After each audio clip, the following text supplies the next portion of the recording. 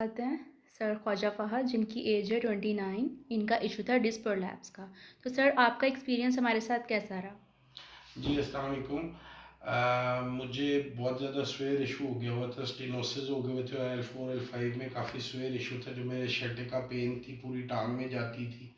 Even کہ میں اپنے آپ کو موومنٹ بھی نہیں کر سکتا تھا. تو میں نے ان کا فیس بک کے اوپر ایڈ دیکھا. جب میں نے کافی زیادہ ٹریٹمنٹ کروا چکا، اوزون تھیراپی یہ وہ، کسی سے کوئی چیز سے فرق نہیں پڑ رہا تھا. پھر میں نے ان کا دیکھا، میں نے کہا لیٹس ٹرائی کہ کیا بنتا ہے.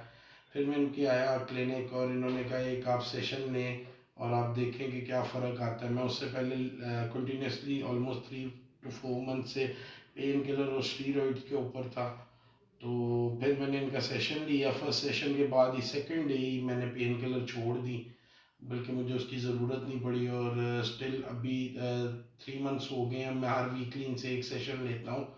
لیکن اب میرے وہ بھی شاید یہ لاسٹ ہے یا اس سے اگلا لاسٹ سیشن ہے. لیکن میں الحمدللہ 99% آلموسٹ ریکور ہو چکا ہوں. تو آئی مسٹ ریکمینڈ نی اینڈ اسپائن پین کلینک کہ آپ ایک دفعہ ضرور وزٹ کریں. میں بھی پہلے یہی تھا کہ نہیں ہوگا، لیکن الحمدللہ I am satisfied. Thank you so much sir.